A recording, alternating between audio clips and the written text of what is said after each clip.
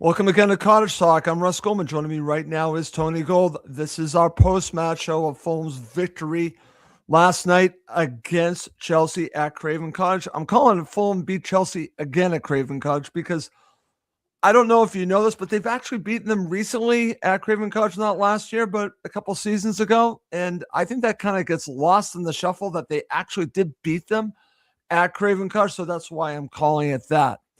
But I have a lot to get through in this episode. Tony was at the match, which makes this even better. And we got a lot to talk about. So I hope you enjoy the next hour. I want to also mention that we will be live in a couple of hours. If you're watching this live, I'm doing another show with the guys from the Hammersmith and Tony. And again, it should be a very interesting show coming up. But I look forward to doing this one with Tony right now. So, Tony, let's not waste any time. Give me your opening thoughts on being there and what you witnessed at Craven Cottage. We're riding a crest of a wave at the moment, which is amazing. It's a great feeling. Obviously, 11 points from 15 from our last 5 games, which is an incredible return given the fixtures we've had and the importance around those games. But obviously, last night playing your local team in a derby and just everything around it, what surrounds that fixture, and obviously, the history. It's a game that Fulham fans want to win desperately. And look, obviously, a lot happened last night. There's a lot to talk about, clearly. But obviously, when I saw the lineup for Chelsea, I genuinely, although I said I thought it was going to be 1-1, before the game, right, I actually thought, sitting there thinking about it, I'm thinking, actually, you know what? If Fulham hit decent gears tonight, that they could and should win this game. And lo and behold, we did, and we got a really, really, first of all, important 3 points. But actually, and I know the sending off had a big impact on the game overall, but I thought Fulham were well worth their 3 points in the win. See, I'm glad that you put it that way, Tony, because I think it's easy to just focus on the red card, right? You focus on that and say that, well, that's the reason why Fulham won. But I'm going to tell you that I think it goes way beyond the red card. Plus, you still have a lot to do, even playing a team like Chelsea that has a lot of firepower. And you knew that there would be a reaction. Of course, we're going to talk about their reaction. And, we have to talk about all those corners that Fulham had to defend, which are a good amount of them. And they were dangerous on every single one of them. Every single corner was scary watching Fulham defend. And we'll go through that as well. But to say that it was all about the red card is not fair at all. If there are those who feel that way, I think it plays a role. But I could also say that in some ways, Fulham did not get the rub of the green with what I thought was a penalty. We're going to be talking about that next. The disallowed goal. I mean, there are things that go both ways. But I'm glad that you brought up the lineup. I looked at it, and I looked at the lineup that Fulham had, and I'm thinking, like you, we have a very good chance to get all 3 points here, to win this match. And would it be so nice to do it? And you and I talked about before the match, you were in favor of going to basically a back 4, and he went with the same lineup. Let's just start, I want to get your thoughts on that decision. Generally, we don't get to the starting 11 early, but what did you make of that decision, Tony? Yeah, well, look, I mean, obviously, with the joy that they had against Liverpool and the result they got, really, it made sense, because actually we looked very structured, we looked very organised. It actually worked. My only concern about playing that, and in fact, he set up with the same formation that I predicted against Liverpool. I thought he would, play. He did. That was your Liverpool lineup. Yeah, correct. But I thought, it made sense actually to give Lukic a bit of a rest. He worked incredibly hard against Liverpool, and actually Sander Berge was a little bit fresher, and also he poses different issues and problems. My only concern about setting up that way is that I thought that, with Chelsea's front 4 in Delap, Neto, Fernandes and Palmer, I thought that they would make us sit quite deep, and that we would struggle, to sort of get higher up the pitch and get Wilson and Smith Rowe on the ball. As it happens, they actually played very narrow for the first 25, 30, 35 minutes, Right. almost like inward forwards alongside Raul. We didn't really play with any width at all. We just allowed Castagna and Robinson to, cheers, Chris, just to get up and down the flank. So, look, I think what he did is that I think it was just a case of, right, if Chelsea are going to beat us, they're going to have to get in behind us. Right. And get balls into the box because they're not going to be able to play through us. I think that was what Marco Silva was making away, very right? 100%, yeah.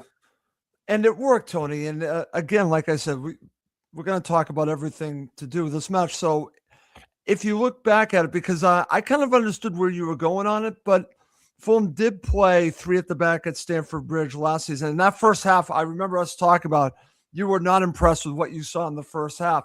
But the second half is when it all changed.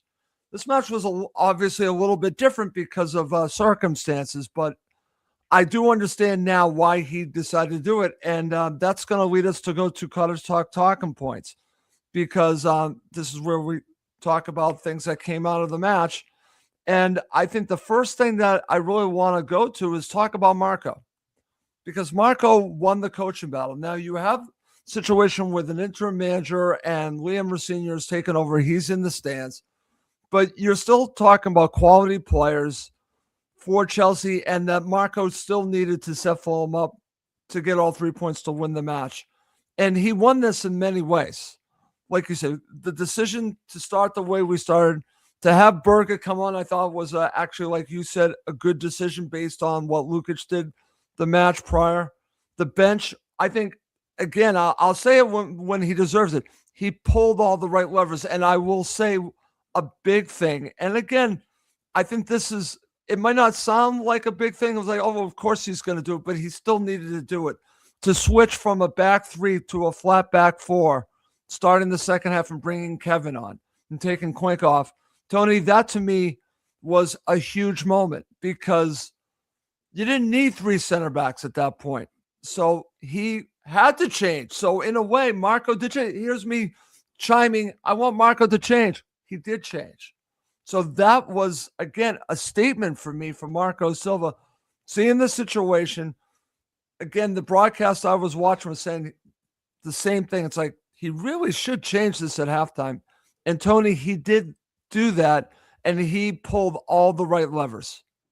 100%. Look, the sending off changed everything, tactically for Chelsea and for Fulham. I'm pleased Marco Silva, made the changes that he needed to make, because again, he reverted to the 4-3-3 pretty much. Yep. Second half, which is the way I thought we should have started the game. I was surprised that Chelsea actually didn't go to a back 3 and then play 4 in the middle and go 2 up front, because actually, why not with 10 men go and take the game to Fulham? But then I think, you saw the difference between an experienced manager at that level and someone that has, as you say, an interim manager that doesn't have the experience, that's only been around, youth and reserve football. No disrespect to Callum McFarlane, but, he looked like a deer in headlights last night at times, tactically. So, yeah, look, Marco made the right decisions again at the right times, and ultimately those decisions won us the game, regardless of the 10v11, because ultimately you've still got to break down what's put in front of you and still create chances and make things happen. And so, the players that come off the bench made an impact, made a difference. And as I said, we got as what I believe is a fully deserved, victory. And it would have been another real, downer had we finished that game with a draw, actually. It would have, Tony. And I think it would have been unjust because of the way that Fulham played throughout the match. And like I said, as you can imagine, a lot of the story of this match, probably nationally in England, has to do with Chelsea, right? But I'm going to say right now, this match had, in my opinion, much more to do with Fulham, because it was this resilience that I've been talking about that I'm seeing, but also this aggressiveness. And we'll talk about this when we talk about coming up next, because Bernd Leno was being aggressive. Okay, Bernd Leno has a huge hand in this victory, not just his goalkeeping, but what he did to set up basically what we saw for the rest of the match. Bernd Leno needed to do something like Bernd Leno's done that before. And he basically launched a perfect long ball that Harry Wilson ran on, took advantage of Cucurella took advantage of him, and then the rest is history. So let's move on, because I want to talk. Just to add to that, Russ, what people don't remember or realise is that Bernd Leno won us the game last night. Okay. With a massive save in the second half. Oh, absolutely. May have forgotten about, but that moment was absolutely pivotal. No, I'm glad that you mentioned that, and Bernd Leno deserves a lot of credit. But let's now go, and we're going to talk about not just the sending off, the red card. Let's just start here before we talk about the red. Before we talk about what I'm going to talk about, that definitely was a red card, correct, Tony? Before we go on any further, 100%. 100%. Okay, so let's take it to the next level. So Bernd Leno sends the long pass to Harry Wilson. Cucurella is holding Harry Wilson's arm outside the box, Tony, then inside the box. Did Fulham deserve a penalty? Now, Marco lost his crap during this. And at the time, I wasn't sure, to be honest with you. I've watched it back several times. I've seen a video from a former ref saying, absolutely, there is a rule in place for a situation like this. Fulham deserved the penalty. Do you agree with that? 100%. Law 12, around advantage, if you look at it up, it says continue holding as the player enters the penalty area is sanctioned by a penalty kick. So although the offence started outside, it continued inside. And that's what Marco Silva was upset about, and how these referees do not understand the laws of the game or are not able to implement them at those moments. Again, it's baffling. But yes, it was 100% a penalty. Right. And again, at the time, I'm thinking, okay, they're down a man. This is big, right? But it would have been even bigger if it was the right call. Like I said, this is the right call for it to be a penalty, but it wasn't. And Marco, now looking back, I had every right to do what he did, to scream and yell, and he does that anyways. But in this case, 100% I'm behind him on that. So Fulham actually, in my opinion, got robbed here from a penalty, which would have changed the match even then, because we know Raul's record, Tony. He would have scored here, okay? I have full faith that Fulham would have gone up 1-0, would have changed the match early on in the first half. The whole tenor of the match would have been completely different if that was a penalty. So I'll tell you something, the way that Gusto was digging up that penalty spot with his foot and trying to crack it up, I'm not sure Raul would have scored, to be honest with you. I mean, what was that all about? Their behaviour last night, and this goes down to the fact that, what lost them the game last night was a complete lack of discipline. They completely lack discipline, lack leadership. And that starts obviously with the fact that they haven't got a manager. Good luck to Liam Rossini trying to get, as I said, those personalities in check, because their discipline was a joke. And ultimately, that is what's costing Chelsea big time at the moment. I'm glad that you said that, because this is something I should have added in our talking points, is I think the difference in this match, when you look at it, when you really nail it, it's not just about talent, because Chelsea has this abundance of talent. You see all the players that they have to use at any period of time. Obviously, a lot of talent, but it's not about that. And we actually, and Chris can attest to this, because we talked about this with Liverpool, who are playing Arsenal right now. It's not always about just pure talent. It's about who's the better team. And Fulham played together as a team. And listen, I don't want to jinx it, but we're not running into the situations that Chelsea are running into with their red cards, with all of their situations. They play as individuals, Tony. Fulham play as a team. And again, it's on display at Craven Cottage. Yeah, absolutely. And I think they got 4 yellow cards in the space of, a minute or 2 minutes. Yes, they lost their heads. it's all their big personalities getting involved, having a say. The manager should have been barking orders from the sidelines, telling them to get away, to get on with it, and move on. But no, they've got the referee's not changing his mind. In answer to Chris's question, yes, that should have gone to VR, because at the end of the day, we want to get the right decision. So the fact that they didn't look at it or didn't intervene again, what is VAR there for? What's it doing? We want to get the right decisions. That's all we want in football, the right decisions. That's all I want. So yeah, hi Wayne, nice to see you, mate. So yeah, the bottom line is, Russ, we should have had a penalty. Gusto should have been sent off as well for what he was doing to the penalty spot. I mean, that's ungentlemanly conduct at the, it's a disgrace what he was doing. Where was the lino? What's the lino doing? He's got to be saying to the referee, that's unacceptable, totally unacceptable. But that's Chelsea for you, trying to cheat, throwing their toys out the prams because they, haven't got the decision or it's gone against them, whatever. And that is a team that is lacking complete discipline, Russ. Absolute discipline. Right. And again, I'll say this and give Marco so much credit and his staff and all the players, is that the staff and the players have taken on the moniker of Marco, basically the personality of Marco.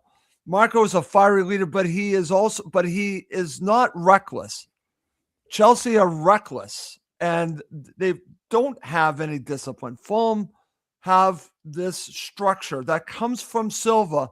It might have some fire to it, but it's still a good amount of discipline. And that's the difference. They play together as a team, and Chelsea do not. They're a bunch of individuals, as Chris said, they're a bunch of kindergartners who don't get their way, and they throw this, tirade. And Chelsea got what they deserve, which is nothing. I'll just leave it at that. But let's just talk about, again, another situation for Fulham, Tony. And I had a feeling watching it live that this would end up being disallowed, just the way it felt. The issue I have is with the consistency with the technology for offside. We talked about this a tolerance for 5 centimeters. So where does Raul's foot come into play with that? Because the stills I saw, I could see Raul technically being offside, but then I'm going back to the Verts goal and thinking, well, wait a minute here. Where is that's the issue I have with this. I can see why this is chopped off, but where is it when Fulham play Liverpool? That's my issue. And that is where the problem lies, Russ. How can you get that decision on Sunday so wrong, yet that decision yesterday so right? And actually, if you look at both, stills, and I haven't seen the Raul one back really. I know his back heel was his back heel. It's just his back heel. But I mean, Wirtz looked to me like he was more offside than Raul was, and their goal has stood, and our goal has been ruled out. So again, we go back to this lack of consistency, which is a big problem because VAR was brought in, and the people that were operating it to get rid of these contentious decisions and mistakes and errors and so on and so forth. But we've moved no further forward since the technology has been introduced. The game hasn't really improved. In fact, there's some arguments to say that actually it's made it a lot worse. And I think a decision needs to be made moving forward from this season that VAR is going to be used for one thing only, and that is it. That is it. Yeah. And once we start getting to that position, then the game can go back to flowing a bit more freely, supporters enjoying moments of euphoria when their team scores a goal and not having to wait 5 minutes for a decision and all that nonsense. It just bring the enjoyment back to the game where fans can celebrate a goal. That's why people love the Championship, Russ, because they haven't got any of that nonsense in the Championship. None of it.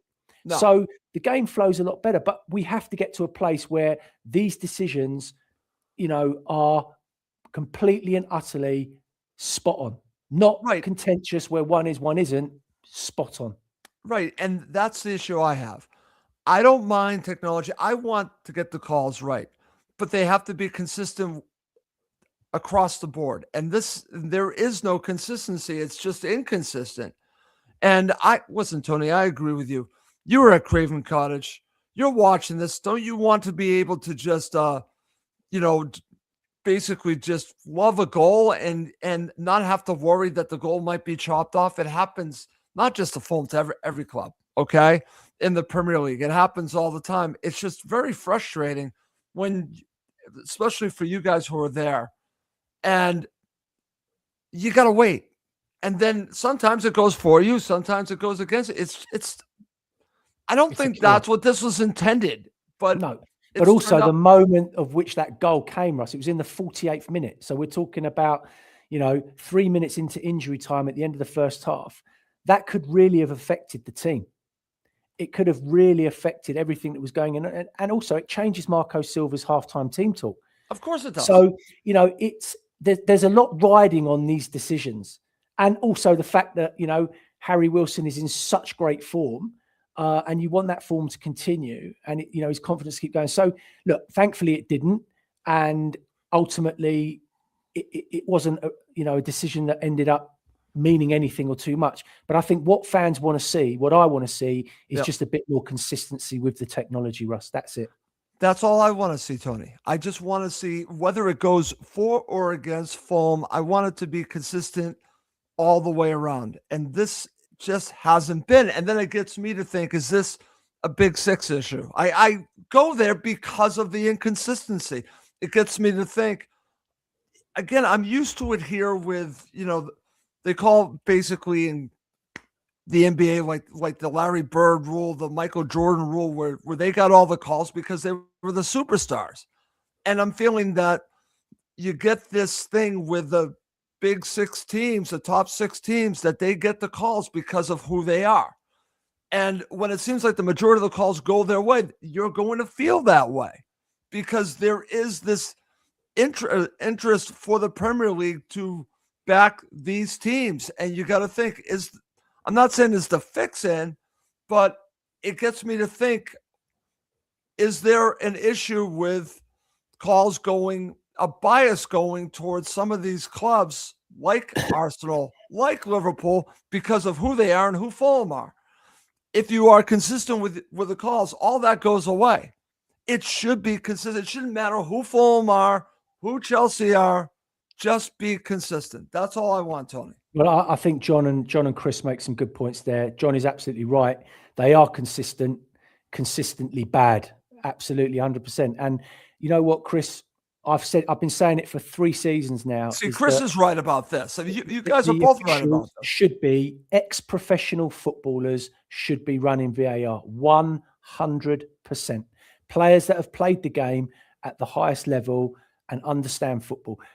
It's not, and there are so many ex-professionals, unemployed, out of the game, not doing anything. Get them involved, get them into it, do something, but something has to change. Something has to change. It really does, because it really is damning the game quite a lot. And it's just no fun, just don't enjoy it. And that's the part that is upsetting, Tony. Like I said, we're going to be continuing doing the show, and then I'll be doing a show with the Hammersmith guys. And, you're there and you just want to be able to cheer on a goal, and you never know what is going to happen. It's very frustrating. And I'm not there and I'm frustrated. I can imagine being there, and it must be even 1,000 times worse. So that's the thing that gets me. If you're telling me you get all the calls right, that's one thing. But when you're consistently bad, I'm going to say consistently bad, that to me is just terrible. All right, let's move on. We've already talked a little bit about this, but I think this is a huge part of the story when it comes to this match. We've already talked about Marco Silva winning the coaching battle, but the players still have to play well to make him look good. And they did across the board, Tony. I've already mentioned Sessegnon to you. You could talk about Lukic coming on, even Reed coming on, the players that came on. Kevin, I thought, played very well and offered something very different when he came on. He didn't score, but they were even saying on the broadcast I was watching, the combination of Sessegnon and Kevin was lethal at one point. Just think about that, because it really was. The subs, huge difference. Let's talk about that. Master stroke from Marco Silva at halftime to take Cuenca off and bring Kevin on. Cuenca was on a yellow card. They're down to 10 men. No need to keep 5 at the back. So, perfect decision there. Absolutely. I was saying it at halftime, that has to be categorical. And I'm delighted he made it early, because normally he waits for a bit and then does it. But no, he was very positive with that decision. Kevin showed snippets last night of his abilities, and it was great to see him, a lot more lively, a lot more positive. And he's just got to keep working on his game, and he's just got to keep, being positive in those 1v1 situations. Maybe move the ball a little bit quicker, maybe cut out a few of the step overs and just be a little bit more direct. But as you said, you start to see the kind of player that we've signed. And like I said, Russ, it's going to take him time. We won't see the best of Kevin until the middle of next season. That's my genuine opinion on it. But you will see moments of brilliance from him, or moments where he will cause problems, because he's very skillful, he's very technical. So it was great to see him have such a positive impact on the game, and he did make a difference. And you're absolutely right, when Sessegnon came on for Robinson, who was absolutely gone, great to see Ryan back looking fit and healthy, and what a difference he made. And those two absolutely fired it up down that left hand side. And I just think that, every decision that Silva made last night from that point onward, was Lukic coming on for Kearney, they were just the right decisions. Absolutely spot on. They were, Tony. And I mentioned to you, because listen, not just because I made my prediction that Ryan Sessegnon would be Fulham's player of the season, and we're going to talk about who I think is going to be Fulham's player of the season coming up next, but what a difference he made when he came on. Okay. Again, nothing against Jedi, but Ryan Sessegnon looked like he hadn't missed any time. He looked like he was in mid-season form. How encouraging is that? And we can continue to talk about, you and I talked about the potential Fulham have now, that they give themselves this wonderful opportunity.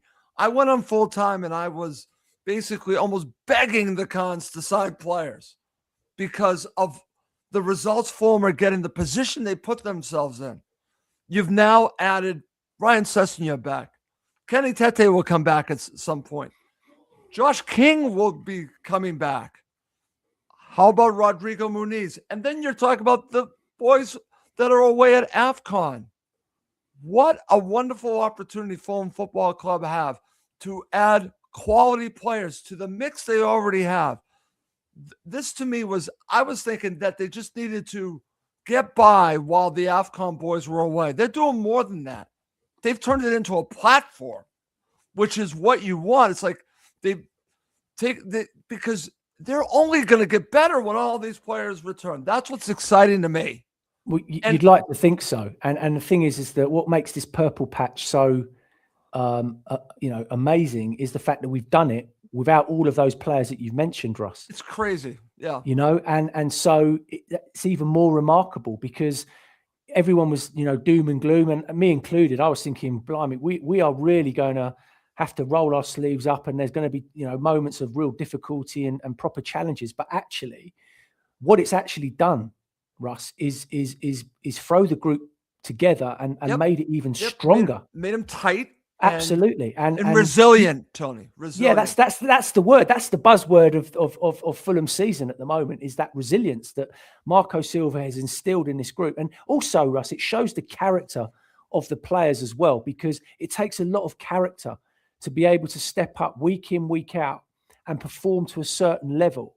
And like I said, the 5 fixtures that we've had in the last 5 games have all had their own challenges. They've all been banana skins or very difficult games, but Fulham have risen to every single challenge. It's insane.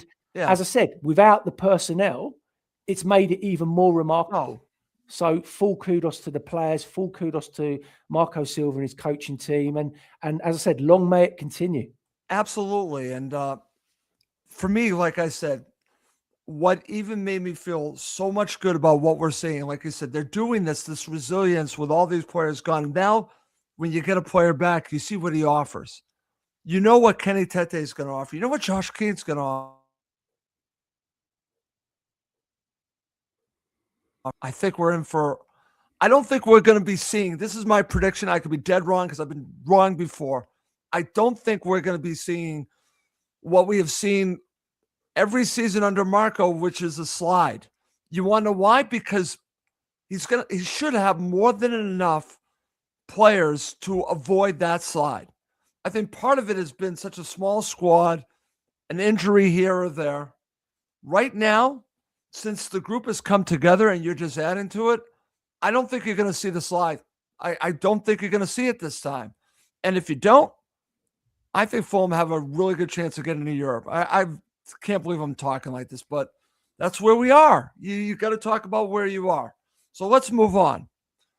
This is a fun one to talk about. I just mentioned my prediction this summer was it was going to be Ryan Sessegnon as Fulham's player of the season. I don't think there's any question who it is right now. It's Harry Wilson. He's making a strong argument right now. Right now, if the season ended right now, there's no doubt it's Harry Wilson.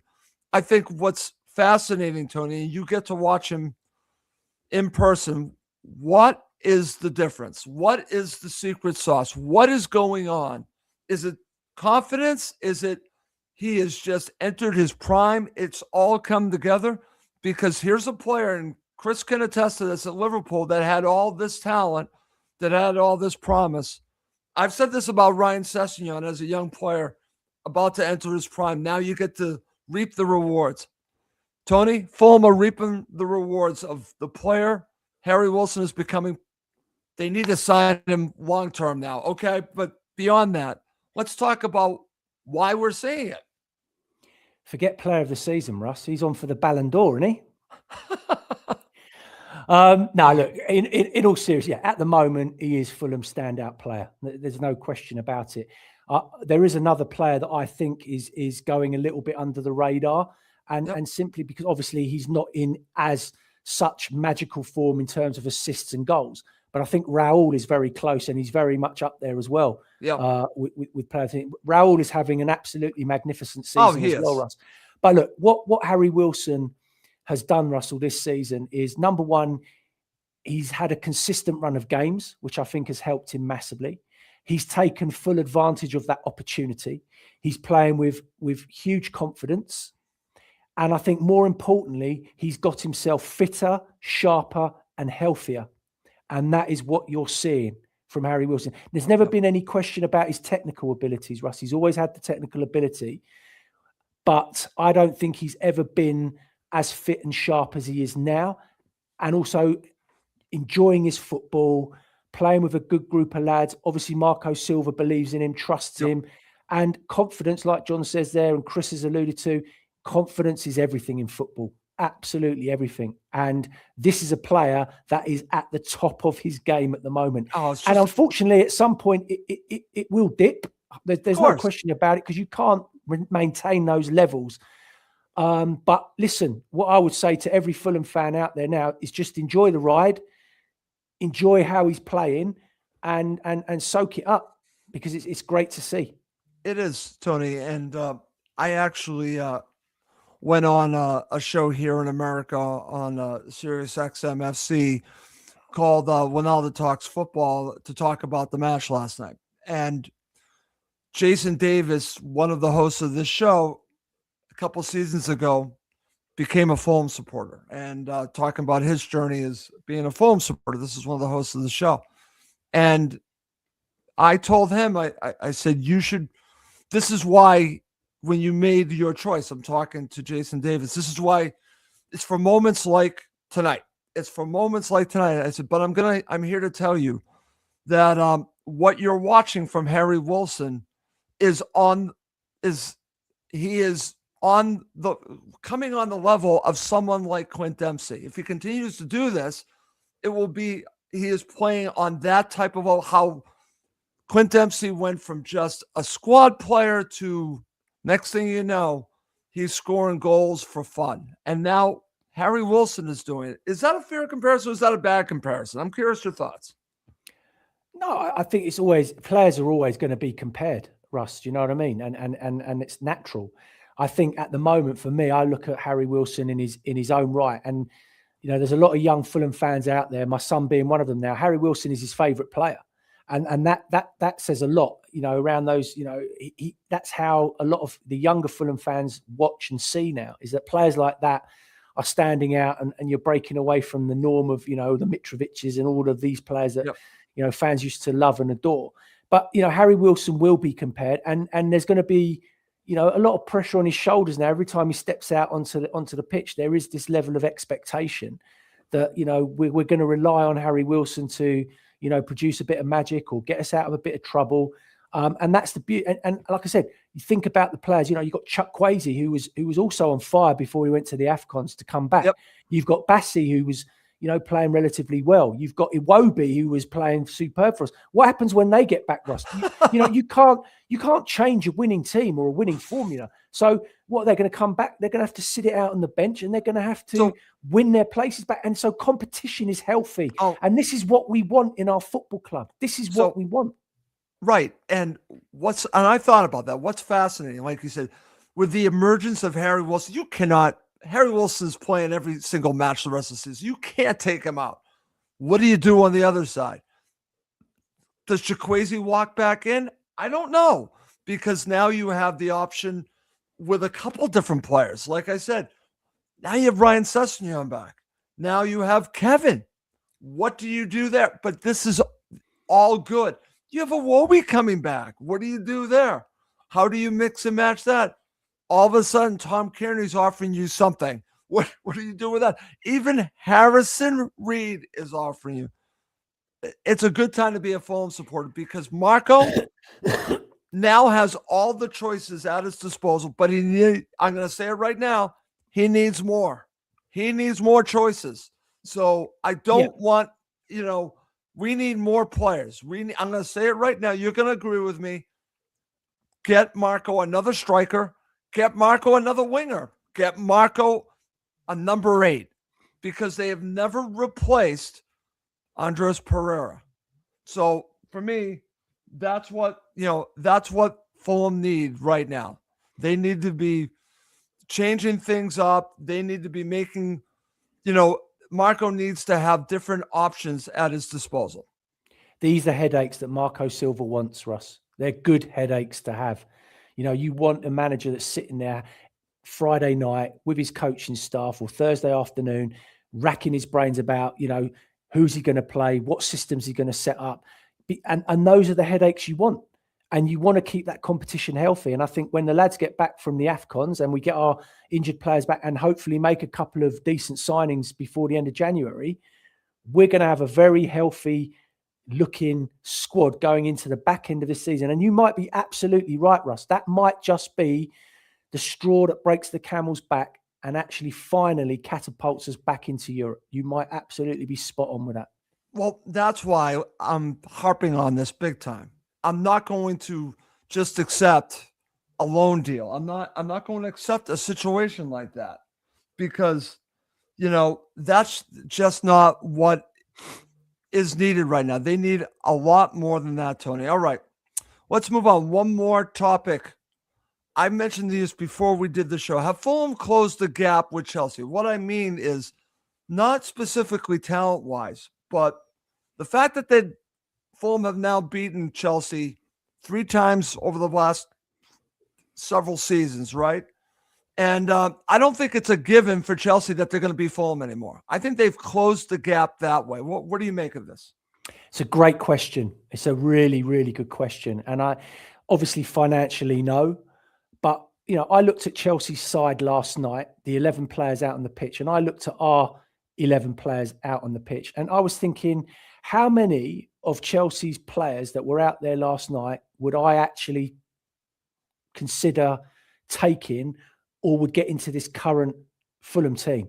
And that's how I sort of weigh it up, Russ. And, when you look through it, if you go, from Sanchez, Leno, that's not even it's not even a discussion, Leno all day long. So, that closes that down. Tosin playing at the back, he ain't getting into Fulham's side. Do you know what I mean? Not ahead of the, our 3 centre backs that were playing last night. Chalobah wouldn't get in. Gusto wouldn't get in. Cucurella wouldn't get in. Maybe an argument for Caicedo, Santos definitely doesn't get in. Argument for Cole Palmer.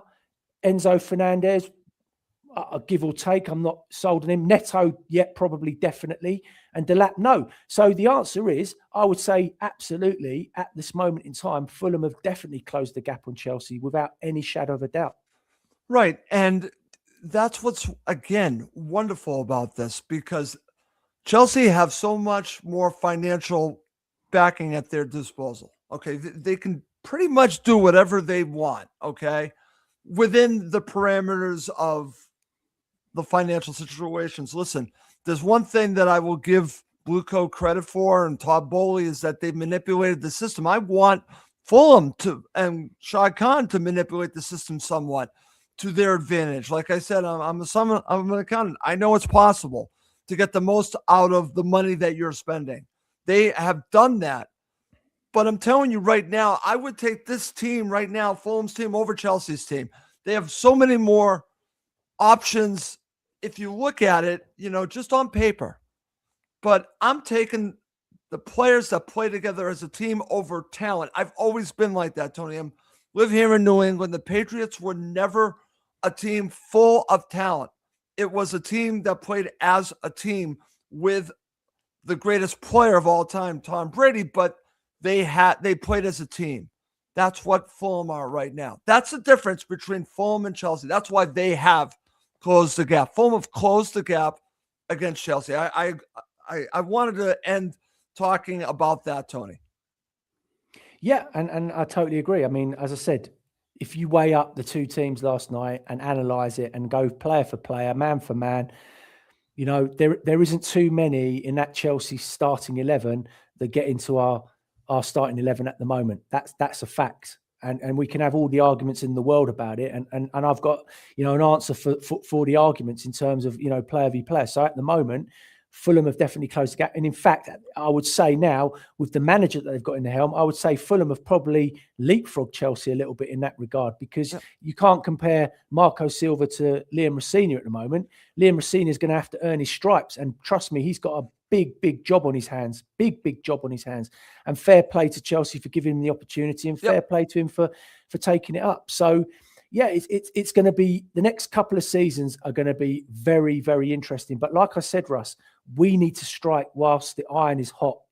And Tony Khan now needs to make that critical investment to push us on, to get those critical players in, get Marco Silva tied down on a contract, get Harry Wilson tied down on a contract, bring it all together so that we can kick on and finish the season strongly and start the beginning of next season on the front foot rather than the back foot playing catch up. I agree with all that, Tony. And I'm glad that that's how we're ending talking about Cottage Talk Talking Points. What a wonderful opportunity Fulham have right now that they've given themselves. And let's just hope that they take advantage of it. All right. Coming up next, Tony and I are going to break down both halves, and we'll end with man of the match. I have a feeling there's only one man of the match. Maybe there is a sleeper for man of the match. We'll get to that coming up next. Okay, Tony, let's get to it. Let's start with the first half. Just give me your overall thoughts on what you watched in the first half. Yeah, well, the game started as I expected it to. Fulham, bit cagey. Chelsea, feeling their way, obviously a little bit nervous with the fact that, Fulham have been in great form and were, waiting to see how they approach the game in terms of, were they going to press, were they going to sit, were they going to, what were they going to do? And in fact, the first 7 minutes, I was thinking, geez, this game is terrible. No one's settled down. Yep. We were giving the ball away too cheaply. Players were getting caught out of position. Especially down our left-hand side. Robinson was getting forward so much and so quickly that when we were losing possession, he couldn't get back in quick enough. So, in fact, I think he burnt himself out in the end last night. He might have. The amount of running he was doing. And then, obviously, on 10 minutes, Chelsea then get their corner and Enzo delivers it. And, of course, Fulham don't deal with it. We look really shaky. He hits the crossbar. It comes out. And now you're suddenly thinking, here we go, Chelsea are winding it up. We suddenly then went into a weird shape. It was almost like we were playing a 5-and-5, a 5-and-5. It was all a bit weird. I think Harry Wilson then had a chance on about 14 minutes, roughly around that sort of time where he didn't quite connect with it. And you're thinking, yep. And at that point, it was, sort of ebbs and flowed really between the two sides. Then Chelsea get another corner. And I think within the space of about 2 minutes, they were getting corners all over the place. And Fulham looked so dodgy, Russ. And I actually emailed Jack Kelly today and I actually asked him at the next presser, please, can you sit down and ask Marco Silva very clearly, why are we continuing to progress with this zonal marking? And I just want him to give an answer to it because it's not working. It's just, we look so uncomfortable. And I just do not understand why he hasn't addressed it. Yeah. So anyway, so that happens. And then obviously on 21 minutes, we get the incident that brings Chelsea down to 10 men. Yeah. So let's talk a little bit about the corners, Tony, because again, I think it was a theme throughout the match. And sorry to go to a little bit of negative talk, but I want to talk about this because not only were these corners attempted to, say, get the ball in the box, several of them were to score right from the corner, which was and they were all dangerous. I mean, I don't think one was not a chance to score. Every single one of them, and obviously they end up scoring on one of them. But so I understand why you want that question asked to Marco Silva from Jack Kelly. I think it's a good shout.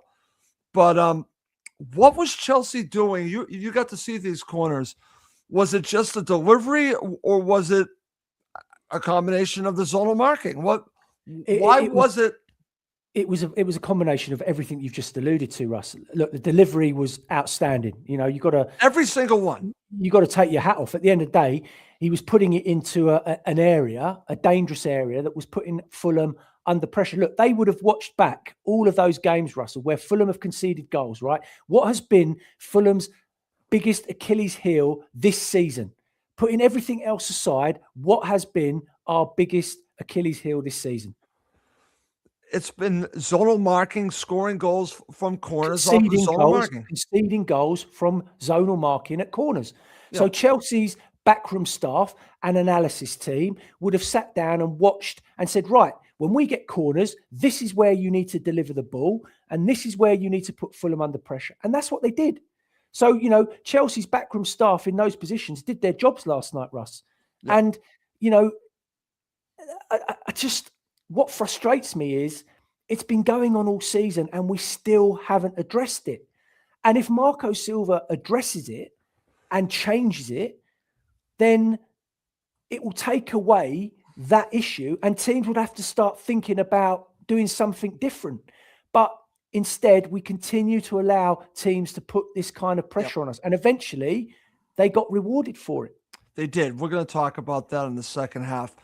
We've already talked about, Tony, the red card. Obviously, it should have been a penalty. We've already gone through this. Anyone that listened or watched the beginning of the show, we've already talked about it. But I thought it was a missed opportunity. And again, the whole situation with the disallowed goal was a kick in the teeth. It really was a kick in the teeth. Was it the right call? Yes, but if it's the right call, then the other calls, the Verts call was the wrong call. Just be consistent with that. But it was a complete kick in the teeth. But now we go to the second half, and it very easily, this to me is talking about the resilience because that call did not go their way. It's very easy. It hasn't happened that often that we've been talking about Fulham's heads are dropping, right? I don't think we've talked about that pretty much at all. And I think that goes back to us talking about how resilient they are. That, to me, is the difference. Okay, their heads don't drop, but it's how you deal with adversity. That's the way I look at it. It's the resilience, dealing with adversity. So now they start the second half, Tony. And again, the change, we've already talked about it. Bringing on Kevin, taking off Cuenca, I think was a masterstroke. So then you have, after that, you have Raul's goal. Let's just go to it. And Berger sets him up. And this is Raul Jimenez in a nutshell. Works his ass off, excuse my language, and gets rewarded with a perfect pass for a perfect header. The funny thing is, up until 40 minutes last night, Fulham actually hadn't registered a shot on, they hadn't tested Sanchez in goal, right? Then obviously you get the Emil Smith Rowe, I think, had a shot over the bar, and then you had the disallowed goal. So obviously, Marco Silva goes in half time and says, look, critical, we cannot, drop our levels. I would imagine he would have, looked at it and said, right, we're going to change our shape, which was absolutely the right thing to do. Thank so, God. We start the first 10 minutes of the second half. We were our own worst enemies up to that. Before Raul scores, we kept turning over the ball, and actually Chelsea looked the more dangerous. On the counter, they started to, come at us. And I was thinking, we're going to be our worst own enemies if we don't get back in control of this game. And then, like you said, Ross, what was my third key to victory the other night when I said to you, if we get Raul in the box and we get crosses into him where he can attack the ball in the 18-yard box, he will be the danger and he will score goals. And he did. First time we got him into a good area and delivered a good ball. That is what Raul can give you. And, I know a lot of people were talking about Harry Wilson outstanding last night. You cannot underestimate how important Raul was last night to us, because that goal, a lot of players wouldn't have scored that goal, Russ. I'm telling you now. They would not have scored that goal.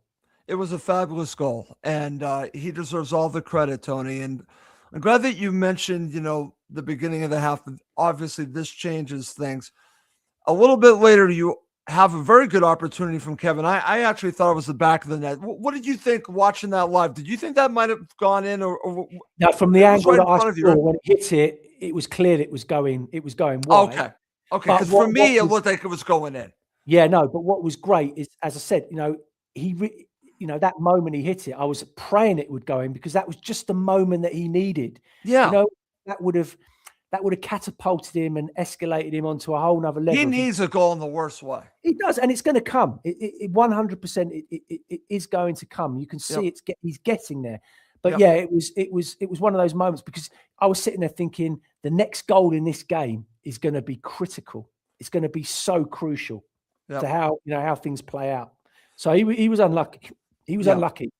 Yeah, definitely, Tony. And then, unfortunately, after that, we have to talk about what Chelsea did, because again, we have all these corners starting to build up again. And I'm feeling, honestly, you probably felt the same way. Their goal was coming. You had that opportunity from Delap one-on-one. Thankfully, you got Bern Leno. That was a big moment, Russ. Bern Leno comes up massive, and then Diop gets rid of it too. And that is a sign of a world-class goalkeeper, Russell, right? Where he's had absolutely nothing to do in the game. And then the one moment where you need him to be big and strong and make there he is doing it. Yep. That is a world-class goalkeeper. Right. And like I said, we've talked a lot about Bern Leno, and he comes up massive. Unfortunately, we do get the equalizer from Chelsea from Delap. And guess what? It comes off of a corner, Tony. And I think this is inevitable. Okay. Again, we've already talked about the zonal marking and all that, but every single corner, the odds were they were going to score off of one, because there was so much quality on them. But and I had to hear about all the crap about Delap scores. He finally scores in the Premier League. Shut the F up. But what did you make of the equalizer? Why do you think I've got no hair, Russ? I think I know. It was, you know what? A minute before that corner, there was a situation where Robinson was 1v1 with Palmer. Yeah. And Palmer absolutely murdered him. And it looked like, Robinson's legs had absolutely gone. He'd literally blown a gasket. He was done. And I was sitting there thinking, right, Silva, you have to get him off now and get Sessegnon on ASAP. Robinson is done. Then obviously the corner comes, they deliver it. And guess who's at fault for the corner? Listen, another good delivery. Yep. But Robinson comes off the post. Berger, who's zonal marking, is ball watching. Oh, sorry, it was Castagna that comes off the post. Sorry, it was Castagna that came off the post. It was Castagna. Yeah, but Robinson and Berger were ball watching, and ball falls to Delap, and it's in the back of the net. If they were man marking there, Yeah. That goal does not happen. Yep. And this is what's so frustrating, because Yep. you're sitting there thinking, that's another goal we've conceded from a corner. I don't know how what is many. it, 6, 7, 8 now this season? Oh, it's just it's driving me crazy because if you avoid these situations, avoid these goals, again, we're talking about how the season would look different. And here's another situation, Tony. So now you are at 1-1, and you're thinking, how did Game they on. get themselves? It's Game game on. How did they get themselves in this situation? But again, to this team, resilience, they respond. Fulham respond. And you have, again, this starts from, well, again, it doesn't start, but you have the shot from Emil Smith-Rowe. And it's rebounded to Harry Wilson. And to me, this is what it's all about. A player not informed, I don't think scores here. A player full of confidence scores here. If I'm going to say it, I don't mean a jab at Kevin. If it goes to Kevin, he doesn't score. If it goes to, I don't know, Adama Traore, it doesn't score. But if it goes to Harry Wilson, a player in form, he is going to score with his other foot, with his right foot. He scored with his right foot. So this, to me, just showed exactly where Harry Wilson's going, Tony. This is a player, his confidence level is through the roof. Yeah, I was right behind that, Russ. And I've got to say, Emil Smith-Rowe deserves a lot of credit in the build-up to that. He does. That's why I wanted to mention him. He had a great run. It was a good shot. Sancho, has made a save and pushed it to the only place. Now, you're absolutely right. Any other player in that situation, I think, gets a little bit panicky or thrashes at the ball. But what Harry Wilson showed in that moment, number one, was unbelievable composure, but also the awareness of being able to take that touch, take the defender out of the game and then finish it the way that he did. That is a player, honestly, playing at the top of his game at the moment. I agree, Chris, by the way. I agree. Yeah, they can't afford me, Chris. That's the problem. Yeah, that's the problem. Too expensive. No, but it was a great moment, and yeah, as I said, that ball falls to anyone else, and you're right. You're absolutely right. It's probably not likely going in, but that is where Harry Wilson is right now. At the moment, he is lethal. Anywhere around those areas, he is lethal. Absolutely, and that's why I wanted to bring that up. And what's great here, Tony, is that Fulham see the match out and we get the victory. And as we started the show, we're gonna end it shortly. It's just a well-deserved victory for Fulham Football Club. I don't care of all the Chelsea supporters can complain all they want, talk about they lost to Fulham. You could say all you want. Fulham have closed the gap on your side. Sorry, I know you don't want to hear that, but it's true. It's true. It is absolutely true. Fulham can play with Chelsea any day of the week. Let's line up 100 times. And I'm saying right now it's 50-50. And people will say I'm crazy. I'm not crazy. I'm not crazy. The gap is closed. And that's where we are. And that's what's wonderful about this victory. All right, Tony. I want to mention before we do Man of the Match, we will have another show. View from the Hammersmith end. We're going to have another show talking about, I can't get enough of this. So we're going to have another show talking about this. But before we go, Tony, who is your man of the match? I think it's easy to say the man that we're going to talk about. I said Harry Wilson, but who else do you want to talk about? Yeah, look, Harry Wilson obviously is going to be in a lot of people's minds, and rightly so. But for me, Russ, how I like to look at all the players. Look at Wayne. Well, I'm in absolutely agreement with Wayne. He's spot on. For me, Raul, 100% man of the match. And the reason being, Russ, is because, number one, his first goal sets us up, right, on the way. And as I said, a lot of strikers would not have scored that goal. That header is underestimated. That is a great goal.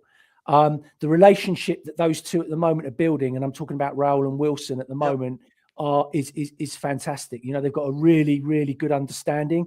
And, both of them are dropping. Their movement off the ball is great. But Raul, his work rate, Russ, he sets everything. He's the trigger that sets everything up for Fulham from an offensive point of view. And I don't think he gets enough praise for the effort and his work rate and for what he gives you. So for me, he was my man of the match last night. Okay. I'm still going with Harry Wilson, but I could see why you would go with Raul Jimenez. Shout out for Burn Leno too. Oh, there's a shout out for a few of them last night, but those two I thought were exceptional. But yeah, absolutely. Look, Leno, as I said, made a huge save that cannot be underestimated how big that save was at that moment. Thank you, Wayne, by the way. Thank you, Wayne. That's thank very you. nice. Yeah, top man. So look, that I thought Cess was excellent when he came. I thought Kevin, I said that. Did really well when he Kevin came played on. very well. And I thought Berger played very well. I thought Cuenca was outstanding as well last night, Russ. Defensively, I mean, when you think about what we had there with Tosin last night, and then you're looking at what Cuenca's bringing now. I'm glad that you brought him up. Okay, I'm glad that you brought him up because I think it's just so wonderful to see Tosin playing for Chelsea and Fulham take advantage of. I said 100%. I said the match before, take advantage of this guy. And I knew that they could. And they did 100%. again. They took advantage of Tosin. Marcos knows all of his weaknesses, and they took advantage of Tosin. I loved it. Like you said, we've upgraded. We got rid of this guy. We upgraded, okay? I totally believe that. All right. Tony, great show. It is time to wrap up the show. Final thoughts before we go. Final thoughts are enjoy the victory, enjoy beating Chelsea, because as you said, Russ, it doesn't happen often, but hopefully it's going to happen a lot more from now. See, I think obviously Saturday FA Cup. Hopefully Marco Silva will give some of our boys a nice earned rest, and we can see some of the squad players get some opportunity and get some game time. I'd like to see Kusa Asari start on Saturday. Okay. I'd like to see him get a run and obviously get Kevin in. And then obviously next weekend, Leeds United away. Bring it on. Let's go. Bring it on. I'm all ready for Leeds United right now. I mean, bring it on right now. I'm ready now. I understand the FA Cup, but I'm ready for Leeds United right now. Okay. Yeah. That's how I'm feeling. All right. Like I mentioned, I will have one more show, View from the Hammersmith end. Please do check that out. It'll be live on X. Okay. That's going to do it for this episode. He's Tony Gold. I'm Russ Gold. Thank you as always for watching and listening to Cottage Talk.